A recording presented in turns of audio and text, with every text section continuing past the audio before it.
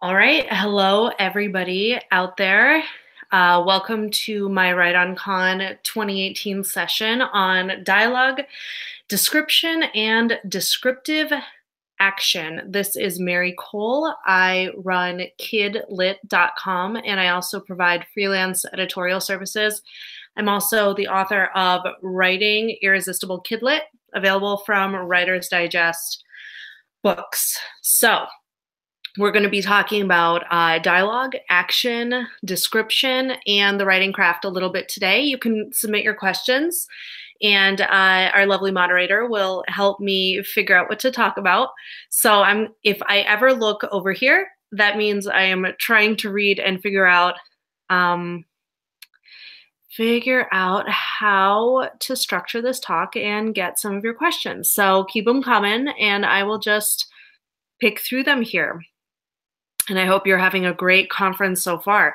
These are some good questions. So, hi, Mary. Can you talk a little bit about how dialogue, description, and descriptive action balance one another and relate to pacing? I recently received a kind rejection that said the pacing of my YA contemporary felt off, looking to explore more and ways to correct. So that question is from Lisa. Thank you, Lisa. That's a great question. And I think it's the perfect jumping off point. So we're looking at these supportive components of the fiction craft.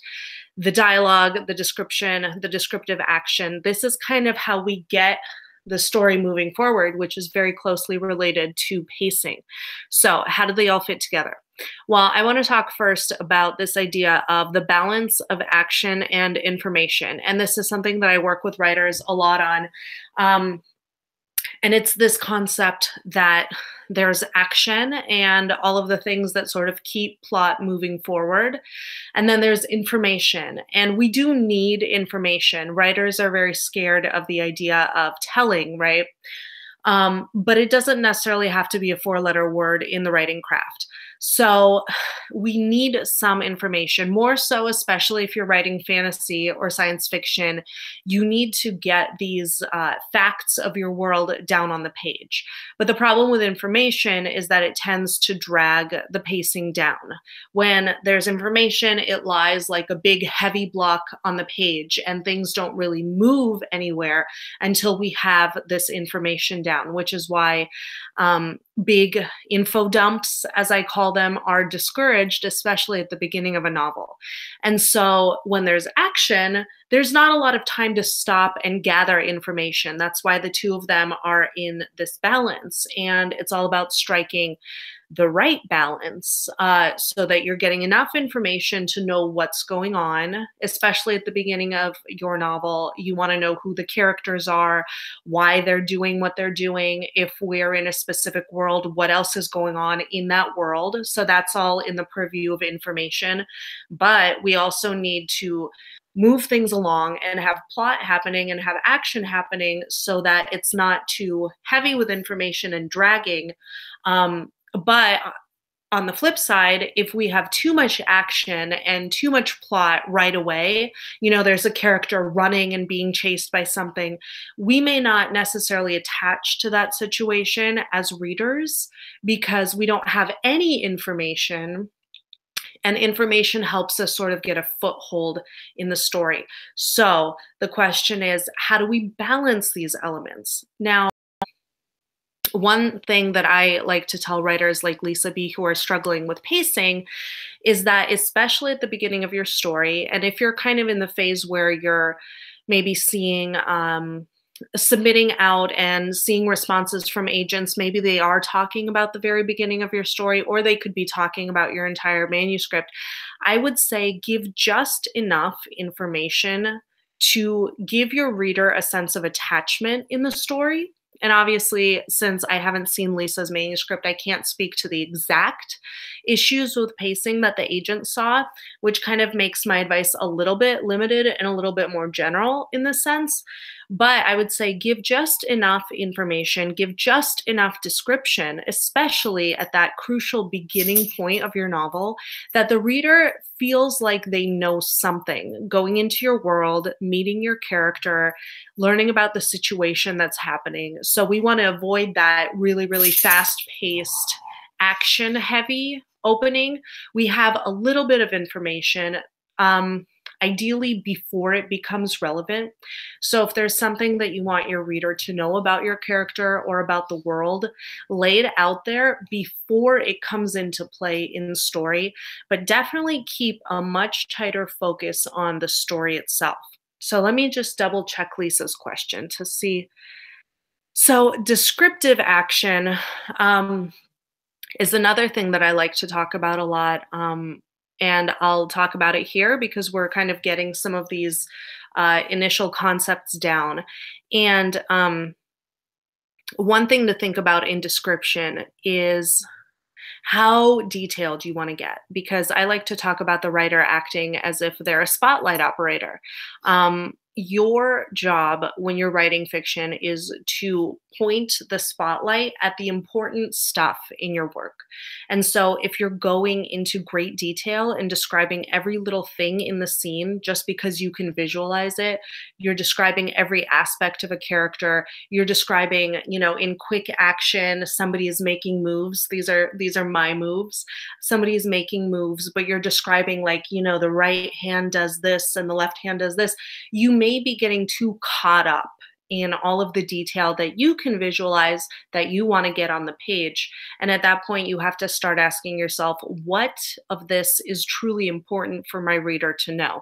Because a spotlight operator, they point the audience's attention to what's important. If they zoom that spotlight out to the entire stage, they're not really doing their job.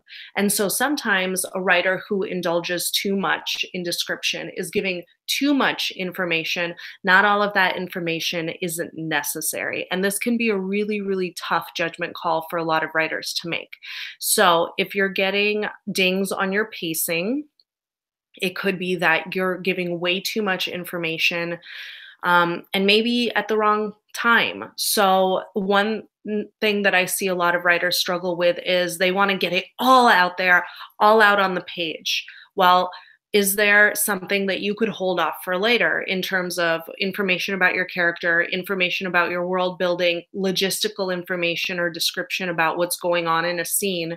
Can you either trim some of that or reserve some of that information for a little bit later once the story gets going? Because especially at the beginning of a novel, the real challenge is to get that action moving forward and to get some plot points on the page. Because otherwise you're stuck with that dull block of information right at the beginning and your story can't lift off the ground efficiently. So again, not knowing the specific situation with Lisa, her novel, and the reaction from the agent, I can't speak specifically to what that balance of kind of pacing and information might be.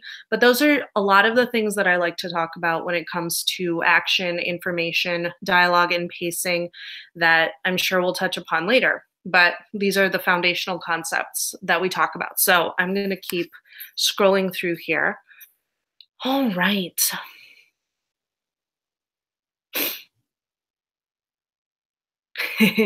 So this question is a lot of fun. I was wondering, what are some common errors you might see in the first 5 pages of a manuscript or a whole manuscript when looking at descriptive action? I tend to always focus on the eyes and need to diversify. That is a really astute point. So when we describe action or when we describe a scene, writers really do tend to focus on kind of their pet descriptions. And if you know that you're doing something, if it's like, if you're already aware of it, the reader's going to absolutely be aware of it by the time that you realize, oh, maybe I'm talking about eyes a little too much. So some common errors that I see in the first 5 pages of a manuscript are, like I said, maybe some writers, they either give too much information off the bat, especially in fantasy or sci-fi where there's a lot of world building information. The advice there is to see if there's any information that you can reserve for later where you've had some action underway already and you've gotten more liftoff for your opening pages. On the flip side, if you don't have any information, it's actually really hard for the reader to form an emotional bond with your character. And so, if we know nothing about who they are, nothing about what they care about, and nothing about the situation at hand, even if they're running from the scariest monster into the darkest alley in the greatest of danger, the reader isn't necessarily going to care. Now, different kinds of projects have different expectations for kind of how much action you want versus how much information. So, for example, a contemporary coming of age story that's heavily character driven is going to have, probably a little less action than a sci-fi or a fantasy story or a thriller or a dystopian story or a paranormal story where the stakes are higher, there are bigger action sequences, it's more life or death. At the same time, that doesn't mean that a coming of age contemporary romance can be all information and no action. So again, you never want to have even 10 pages go by without developing a new plot point, putting another obstacle in your character's path, making something actually happen. And one important thing to realize in that sense is that two characters talking, even if they're talking in a conflicted way, is not necessarily action. So you want things to be happening either because the character makes them happen or because something external comes and acts upon the character. You want things to be moving always, not just in the genres where action is a little bit more accepted. And so whenever you're thinking about how to structure your story, even past the first 5 pages, I want you to be thinking of plot points, not just, things are happening, because a conversation is not necessarily a plot point, even if it can take up 10 or 15 pages. You need to be thinking about, okay, how much detail am I using? And that brings me back to the question I'm answering right now, which is, what is a common error that I see? I see, like I said, when answering Lisa's question, a lot of people focusing a lot on all of the nuanced details of he reached for the door with his right hand while slinging the backpack over his left shoulder. And small, insignificant movements become these big logistical pieces of description that just lie really, really flat on the page. And at that point, we come back to the image of the spotlight operator. How much detail is really necessary for every moment that you're trying to describe? And do you even need to describe all the things that you're trying to describe? If there's one thing that I could pass on about common errors that I do see in manuscripts, it would be that people go way overboard describing every little detail. And at a certain point, it's like, who cares which hand they're using to accomplish something? Is this moment of opening the door and putting the backpack on their shoulder a big deal? Just because you see it in your mind's eye, does that mean it necessarily needs to be on the page? And that's something that I would really kind of stick to a lot of writers in terms of questions to ask yourself. So always keep an eye on the next plot point and whether you're writing action right now or not. Like I said, some things like conflict and conversation look like action, but they're not necessarily action that's going to get your pacing back up if it's flagging. And then, do you need to describe this in this much detail? Or can you skip over it somewhat, skip over it completely?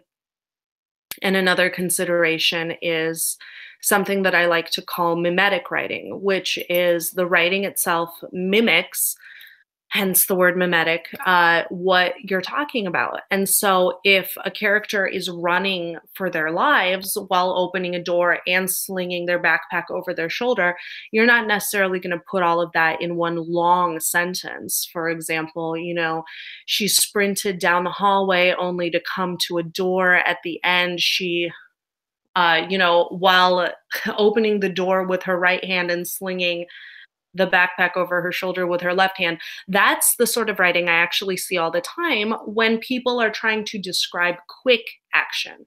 Well, to make more sense, the sentences you use to describe quick action should move a little bit more quickly. They should mimic the thing that they are describing. So let me just look back at this question.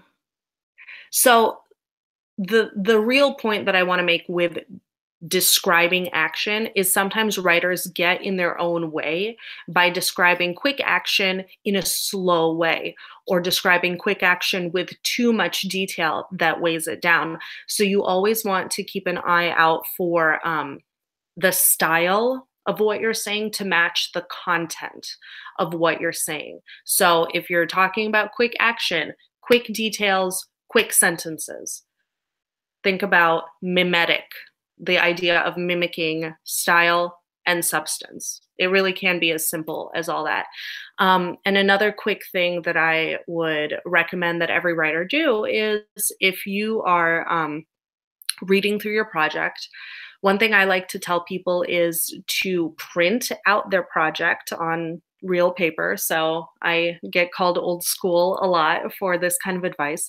Print out your project on actual paper, sit down in an actual chair with an actual pen in your hand.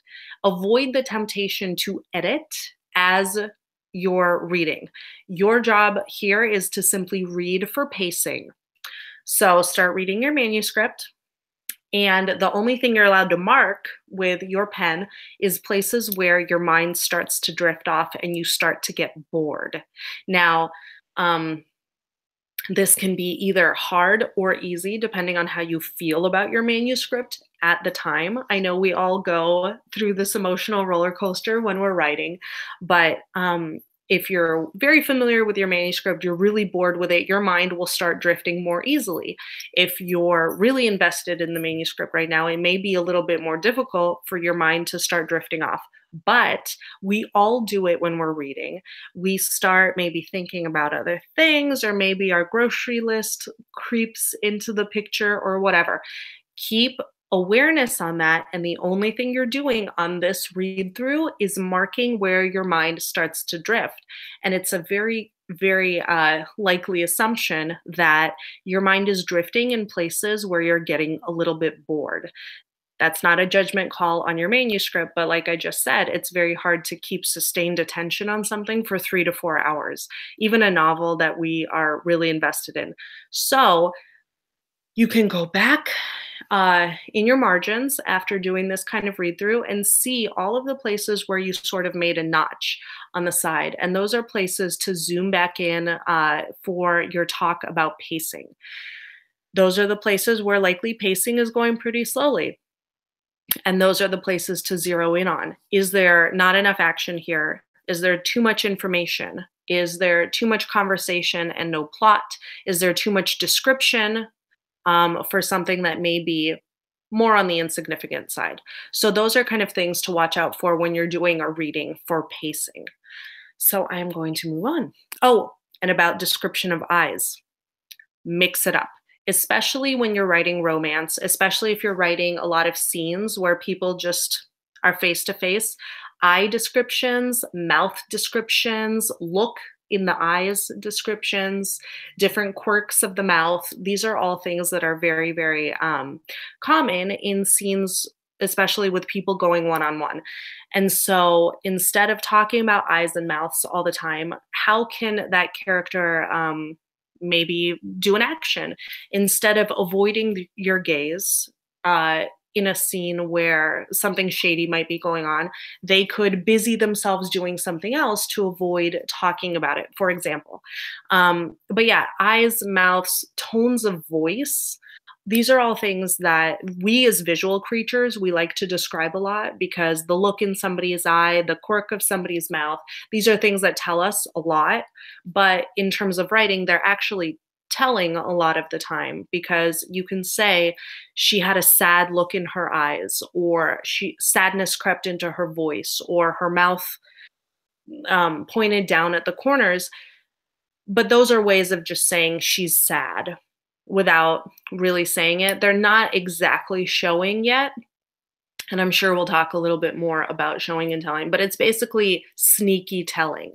And so I always encourage writers to move a little bit past eyes, mouths, tone of voice, and other kind of body language cues, and put more emotion in the dialogue itself or in actions that are more easy to interpret without telling. So I'm going to move on.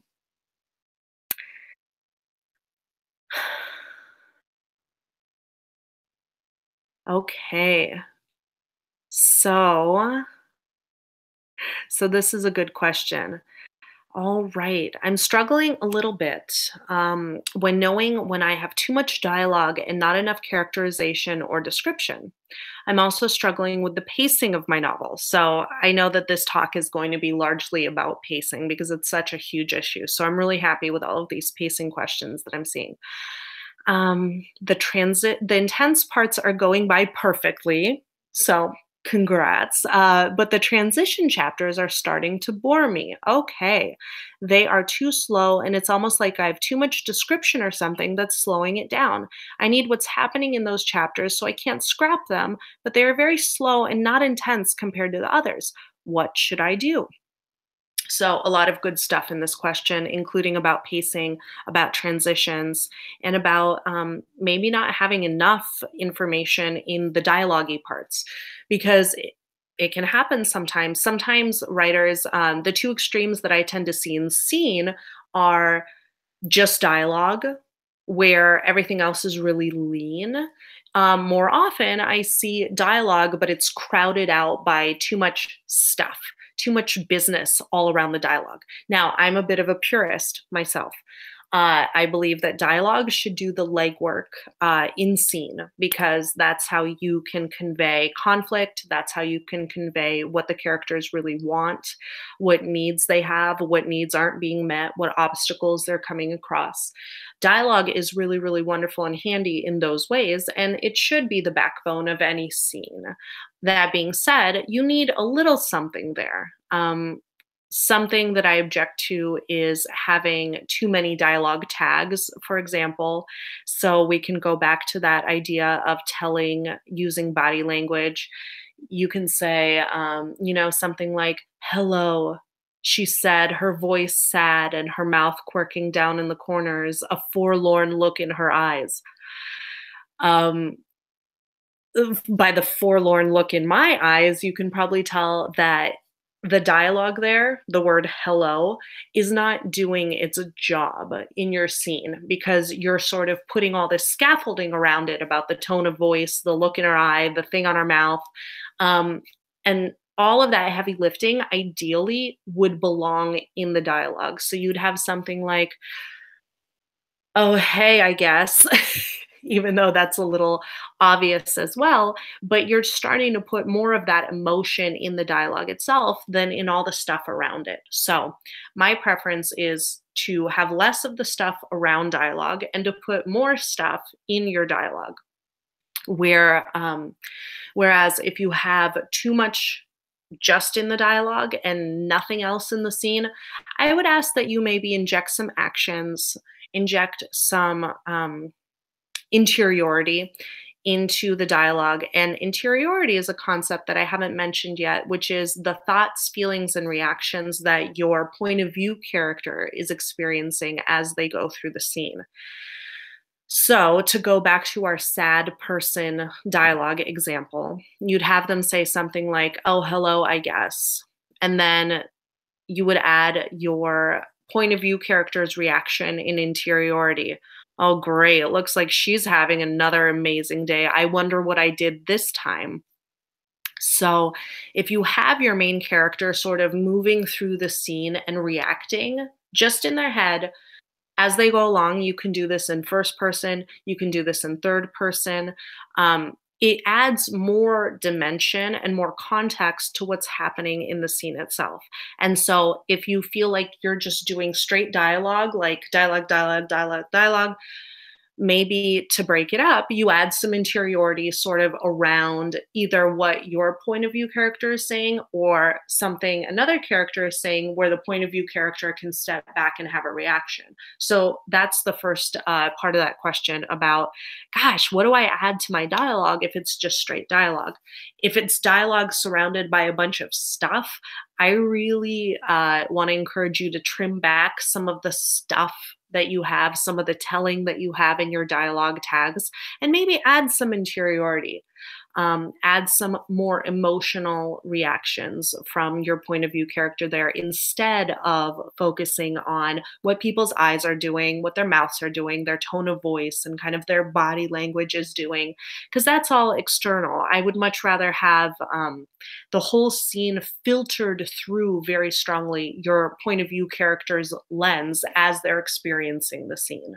So let's go back to this. So the question, the second part of the question is, this writer is very bored by their transition scenes, and they need the information in the transition scenes, so they can't X them completely. But, how do you handle scenes where you're pretty much boring yourself? And this question comes with a lot of good awareness, in that if you're boring yourself, you're probably going to bore readers as well. You're very invested in your own writing. And if even you can't sit through it, then that's a big clue. That's kind of why I talked about doing that check marks in the margin exercise.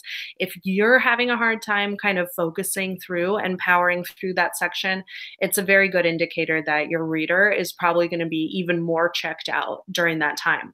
I'm going to take a sip of water before I answer the transition question.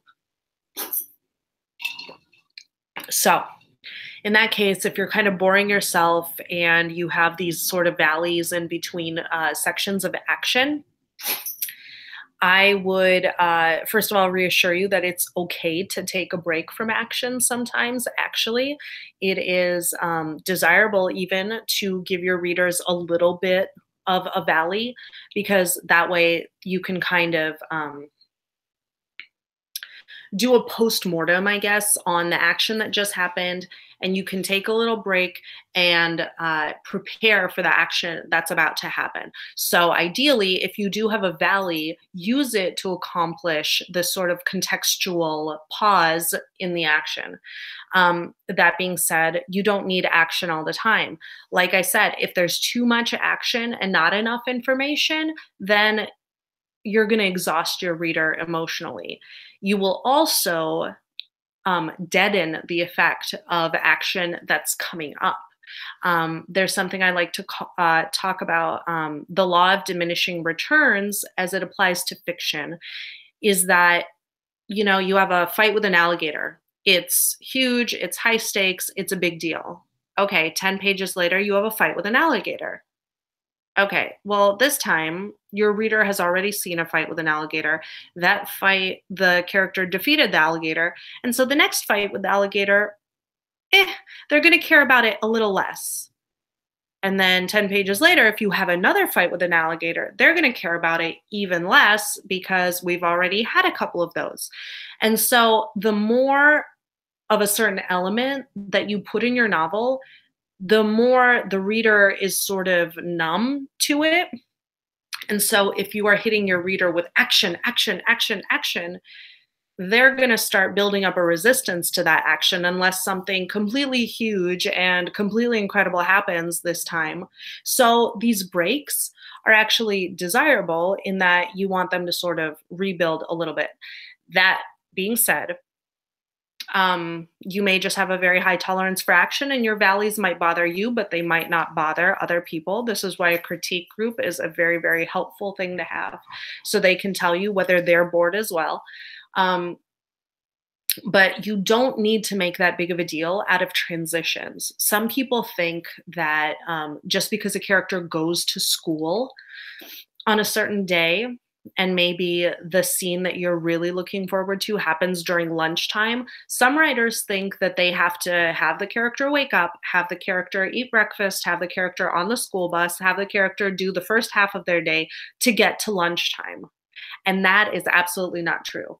That's how we get truly boring sections in our novels, is when the reader feels the writer feels obligated to put something in there. And if I could release you from that obligation, if I could empower you to throw all that away, I am happy to do that right now. You do not have to do the kind of getting from point A to point B sections in any real detail unless you absolutely need something of that detail. So if you have transitions that are striking you as dry and boring, pare them down to the absolute minimum and remind yourself that you do need a little break between action, sort of for your reader to take a breather and rebuild themselves for the next high impact chapter. Sort of like taking a little rest when you're working out. You want your body to relax for a second before you start doing jumping jacks again or what have you, because it's actually more effective. So transitions, you need the bare minimum. Don't feel obligated to write these big transitions just to get from point A to point B, but they're also nice to have as long as they kind of keep moving along. So, all right, let's find another question.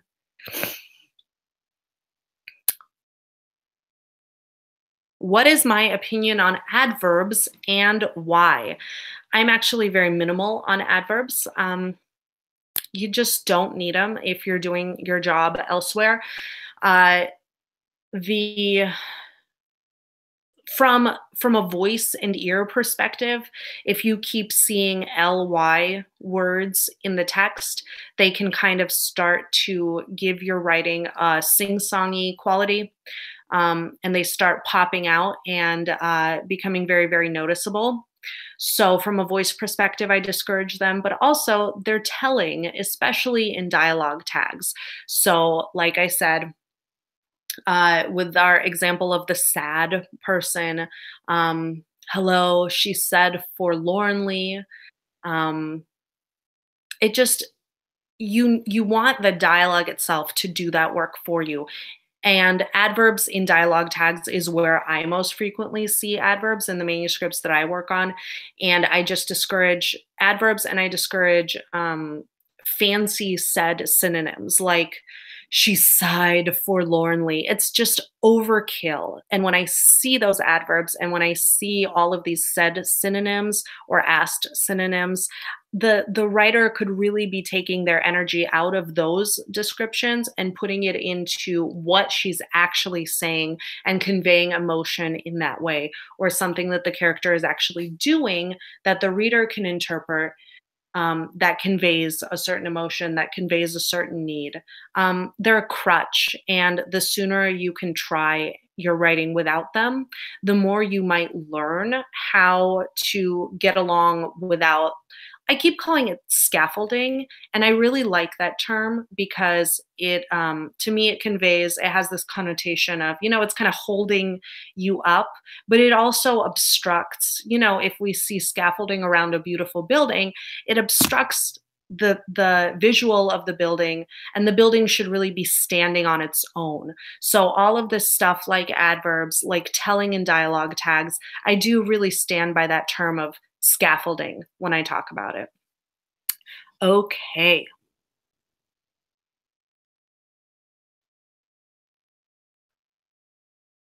Are long chunks of dialogue a problem? Why or why not? So I feel like I've talked a little bit about this question already, but I want to remind everyone out there that if you have just dialogue, it can sometimes be really, really difficult to take those valleys and those pauses in the dialogue and let any of it sink in, which is why I really encourage you to build in some time for your point of view character to react, even as a scene is rolling along. So to be honest, though, I don't see big scenes of dialogue that's very, very streamlined. I don't see that problem a lot. The other problem with just dialogue would be that you're not building in any action. Remember, just because characters are talking, they may have conflict in what they're talking about, but there's nothing happening. If you made a movie of it, it would just be talking head, talking head, talking head, talking head. Even if they're walking, even if they're on a plane, even if they're in a car, talking head, talking head. I'm just going to keep doing this because I like it. It's my little dance. But the visual of that is quite boring after a while. You just have two characters sitting there and talking. And even if they are talking about breaking up or whatever, there might be conflict in what they're talking about, but there's no action. And every once in a while, because reading, it's just words on a page, right? It's just this. You want to break that up by description of action, some action happening, something for the reader to imagine that's not talking heads. I'm really pleasing myself with my little dance today. Anyway, so you have to break that up. And so if you have just chapters upon chapters of just dialogue, even if it's like bare minimum dialogue, or even if it's dialogue with interruptions for some reflection or whatever, every once in a while, you're really going to want to cut to a scene, cut to some action, instead of just having, you're not writing a screenplay. And even in a screenplay, you don't want the talking head thing. So I would break up, if you have 10 pages of scene, it might be time to either change the setting or have them go do something. Just because you want, and I keep kind of doing this is my secondary dance move, but you want peaks and valleys, you want action, and you want information. It's all about finding that balance, and that balance is going to be unique to each project, unique to each genre as well. So it's just something that you have to feel through as you go along. But if you do have too much scene work, interrupt it, do some action, have something happen. And then I also, to clients, I sometimes talk about it in terms of a bank account. Like if you have a lot of action, you've bought yourself some, you have a balance of credit to slow down and do some information.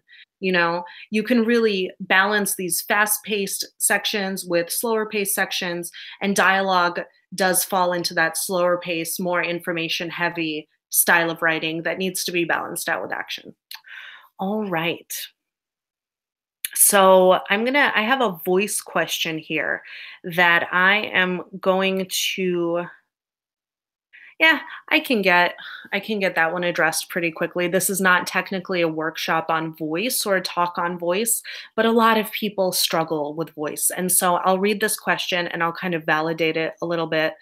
I've continued to struggle with voice, mainly my voice as a writer versus my character's voice. I flip back and forth from writing in first person versus third person. Since my book is a middle grade, is it better to write in first person or third person?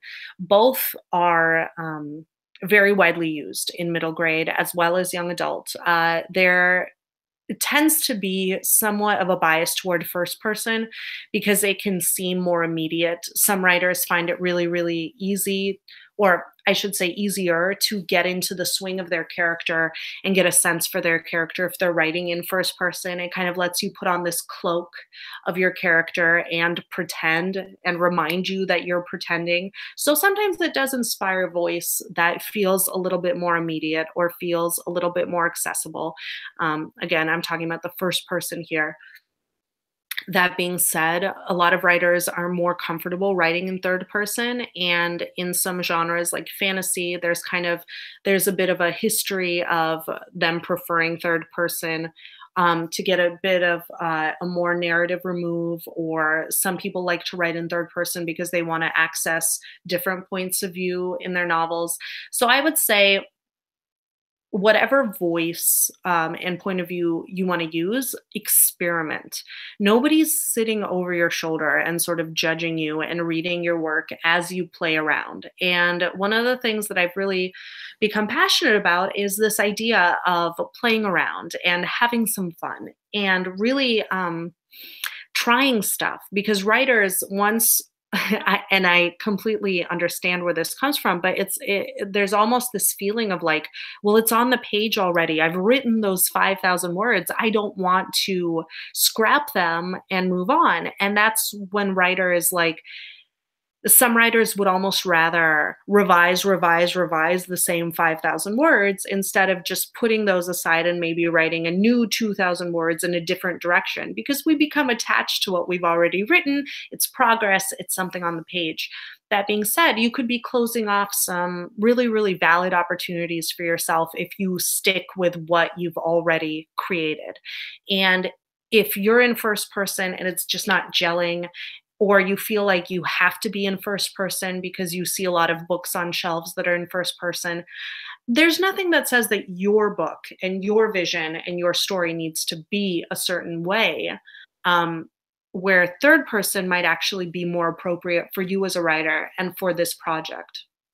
Now, that being said, sometimes there are vast differences between your authorial voice, who you are as a writer, and your character's voice. Sometimes you can have a beautiful writing voice that's very lyrical and a very brash, kind of short and scruffy character. In that sense, there's probably a really big difference about who you are as a narrator, how you're telling the story, and who your character is over here. Sometimes they can almost be indistinguishable. If you're writing in first person, you're really, really close to your character. You're using a lot of kind of personal experience to inform who the character is and how they speak. Then there's almost no difference between the authorial voice and the character voice or your point of view voice. But the only way that you can figure out who you are, who your character is, and what's appropriate for this particular project is by doing it. And sometimes the choices that you make initially are not going to be the right choices. And so you'll have to kind of experiment over here, try 2,000 words in third person, try another couple thousand in close third person, or maybe zoom out to omniscient third person and do some head hopping. It's all about playing around. And too often, I think writers get locked into the work that they've already done and their certain vision for a project where they're maybe closing the door on opportunities that are worth exploring. So I would really, first of all, validate that everybody struggles with voice. They do. It's usually one of the last things to fall into place as you're figuring out who you are as a writer. And some well published writers will tell you that they still don't really consider that they have one voice, one box. Voices can change from project to project. Voices can change with experience. And so to think of voice as something that we've just attained and that's it, I think is kind of a limiting way of thinking about it. It's very fluid. And I think it's just a lifetime journey of figuring out and getting closer to what your voice might be, but it's not necessarily this destination that you can just, check mark, figured out my voice, I'm all set now.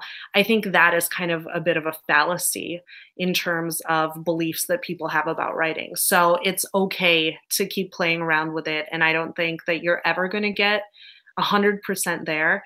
And I don't think that's the point either, if that makes sense. All right.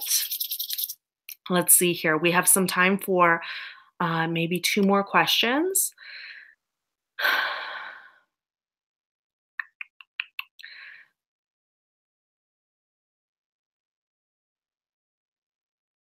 Do you have any? Sorry. Sorry for the pause here. So, do you have any tips on how to make descriptions of places more engaging to readers besides actively showing readers instead of telling them? Yeah, absolutely. I think that a lot of people get caught up in, and I like this description question because we've talked about action, we've talked about information, we haven't really talked about like bare bones place description yet. So that's why this question kind of made it into the writing. Or into the sorry, I read the word writing and said it. I hate it when that happens.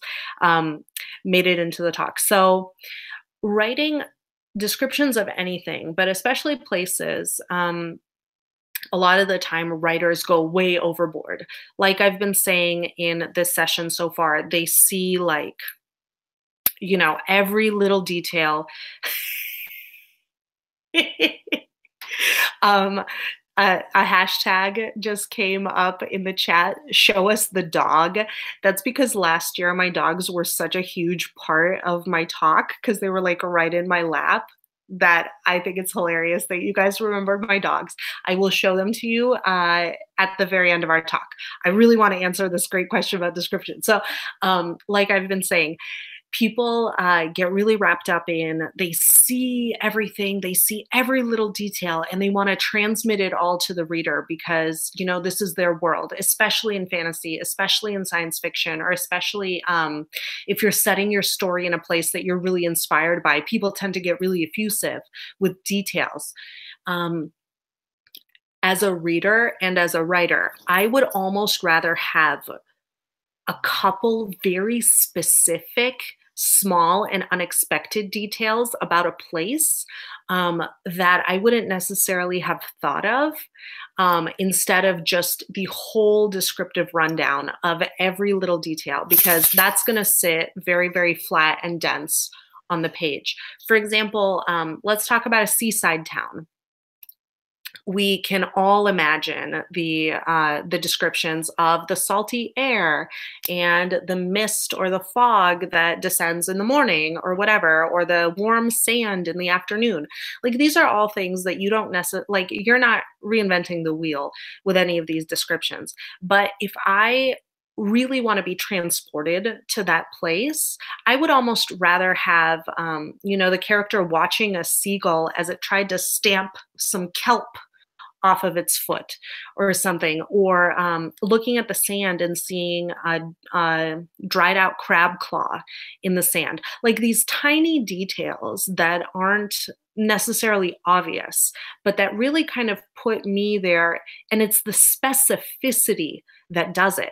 So you can err on the side of having fewer but more specific details rather than trying to just render the entire world on the page. And I think that the character's interiority, their thoughts, their feelings, their reactions really come into play here, because I don't just want to know about a place in terms of straight up description. I want to know about what it feels like for your character to be in that place. You know, if they are watching a seagull stamp kelp off of its foot that's stuck there, do they find it funny? Are they kind of sad for the seagull? Do they hate seagulls and think they're annoying? You know, adding that emotional layer puts a lens in the reader's eye in terms of how the character sees the world that they're in. So I would almost rather focus on a few specific details and how your character absorbs those details than I would in terms of getting just a laundry list of everything that's in a particular scene. Because I, as a reader, I want to connect emotionally, and the thing that I've just described, this sort of path of seeing a place truly through your character's eyes, that's going to get me more attached emotionally than simply knowing, how many pieces of driftwood are on the beach, if there are sunbathers, blah, blah, blah. Because some of these details, the more detail we layer on, the more kind of generic detail people tend to include. And that can, that can just seem a little obvious. So let's see if we have time.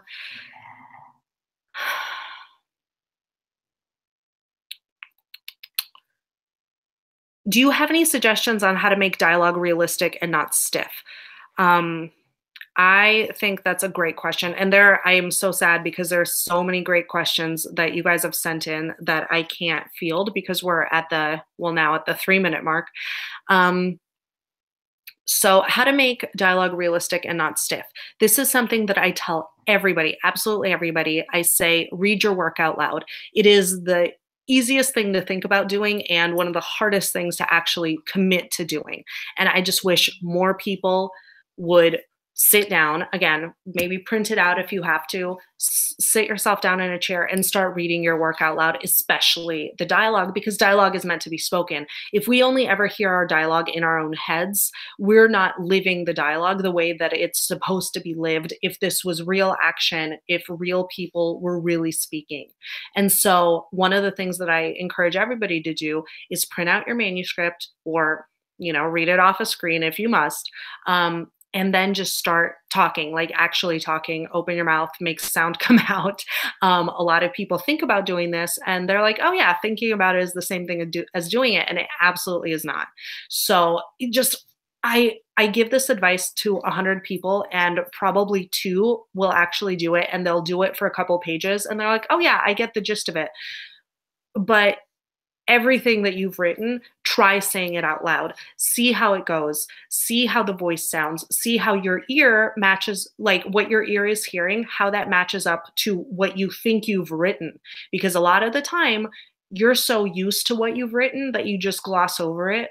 But if you're forced to say it out loud, then you're going to realize, oh my gosh, this sounds so different out in the air than it does in my head when I'm reading it. So that's I really challenge you to do that because it's going to be so valuable, and it's going to put rocket boosters on that striving that I know all of you have to discover your voice and your character's voice. Um, it's just a really, really helpful tool that not enough people, in my opinion, take advantage of. So we're almost at time. Thank you so much for joining me for this 50 minutes. And I love your questions. I wish I had more time to answer them. And due to popular request, I'm going to go grab my dogs.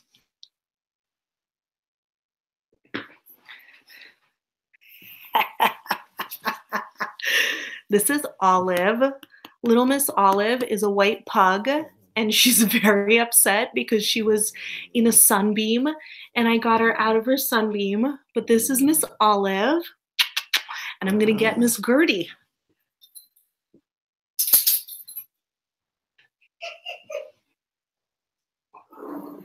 Oh.